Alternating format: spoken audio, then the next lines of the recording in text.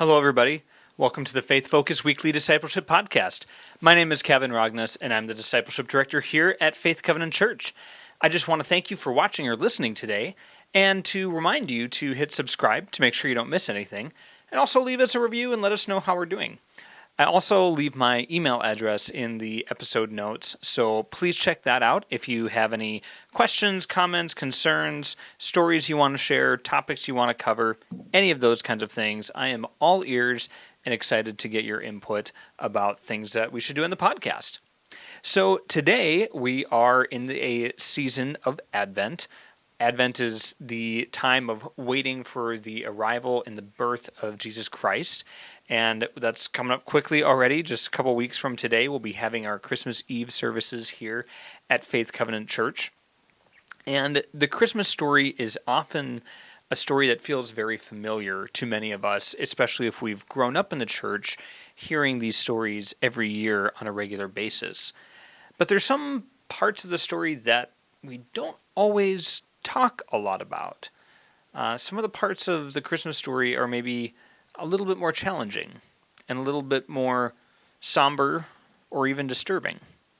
And we don't always talk about those pieces. So today we're going to look at one of those pieces because it's important to look at all of Scripture, even the parts that aren't necessarily as happy-go-lucky and as exciting or interesting maybe, or maybe parts that are a little more disturbing and hard to read.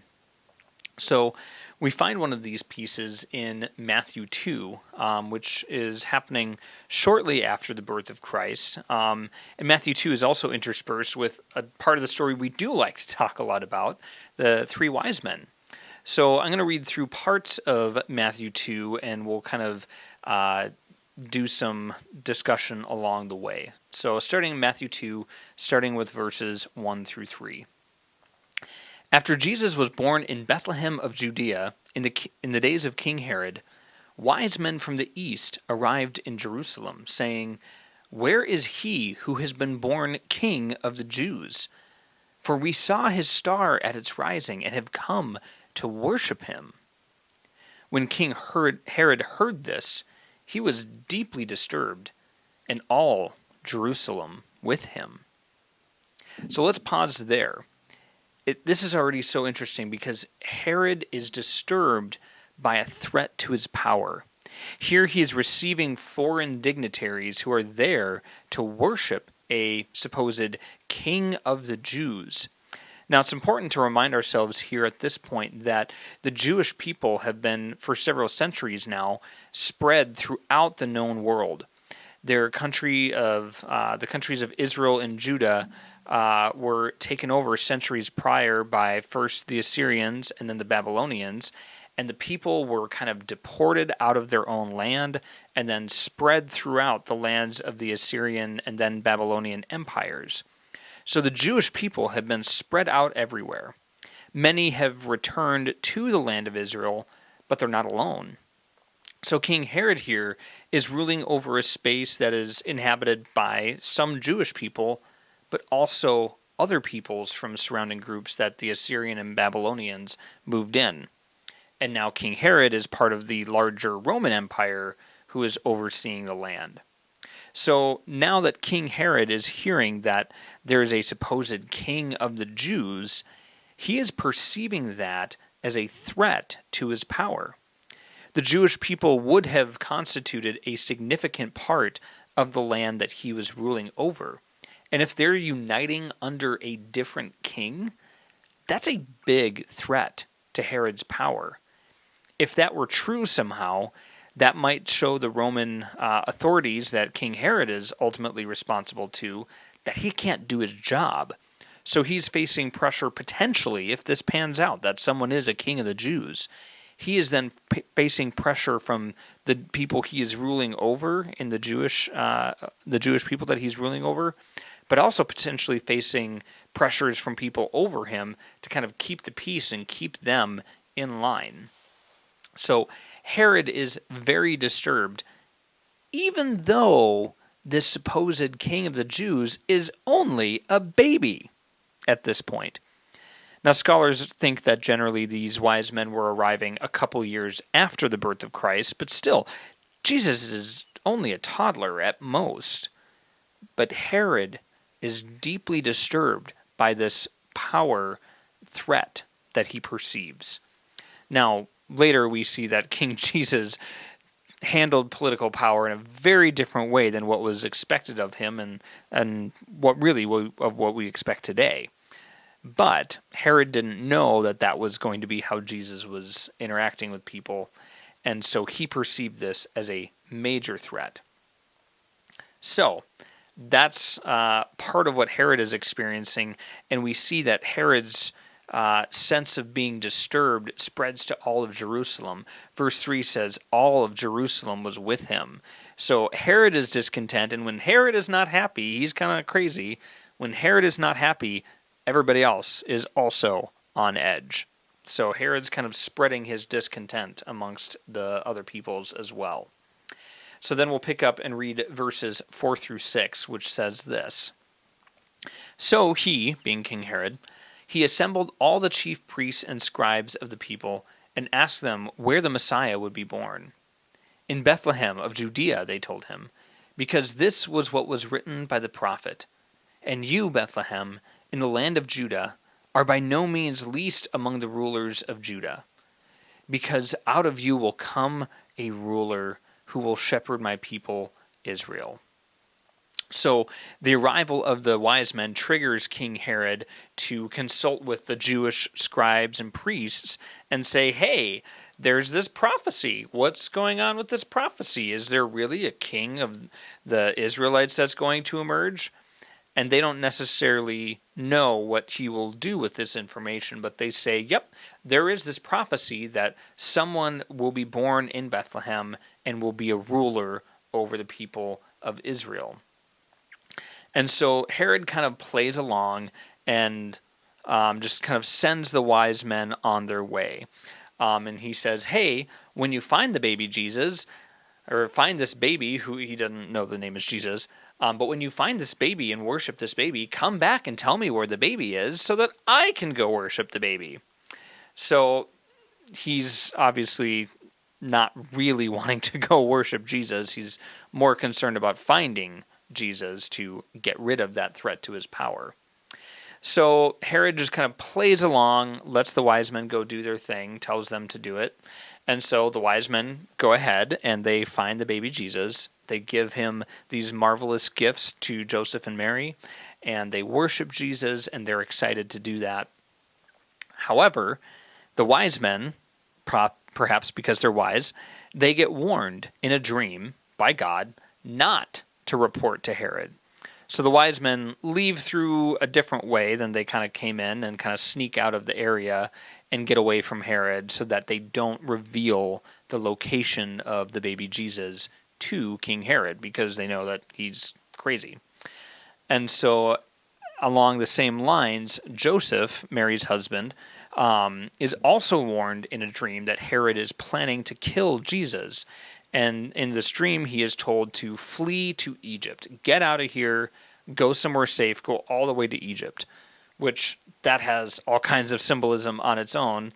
That's a story for another day. But basically, everybody gets warned not to tell Herod anything, and they get out of town by whatever way they can. So they do that. Then we'll pick up at Matthew 2, verses 16 through 18, towards the end of the chapter. And Herod figures out what's going on. He realizes everybody's gotten out of town without him knowing, or at least he realizes the wise men got out, and so he gets upset. So we'll pick up at verse 16. Then Herod, when he realized that he had been outwitted by the wise men, flew into a rage. He gave them orders to massacre all the boys in and around Bethlehem who were 2 years old and under, in keeping with the time he had learned from the wise men. Then what was spoken through Jeremiah the prophet was fulfilled. A voice was heard, and this is a verse from Jeremiah, but that's repeated in Matthew 18 as a prophecy that is now fulfilled. A voice was heard in Ramah, weeping and great mourning, Rachel weeping for her children, and she refused to be consoled, because they are no more. So it's a very disturbing piece of the story because Herod is so afraid of a threat to his power that he massacres specifically the males, but he has a bunch of toddlers killed. And I can't even begin to imagine how horrible that is, that people were given orders to go kill toddlers, and they did it. That's kind of an unfathomable part of this story.